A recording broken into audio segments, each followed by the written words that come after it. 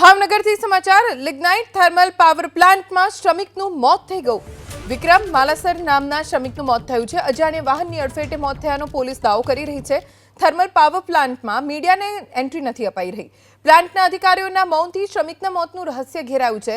હજી સુધી મીડિયા સુધી એ કારણ આપવામાં આવ્યું છે કે વાહનની અડફેટે આવી જતા શ્રમિકનું મોત થઈ ગયું છે, પણ હકીકત શું છે એ હજી જાણી નથી શકાયું.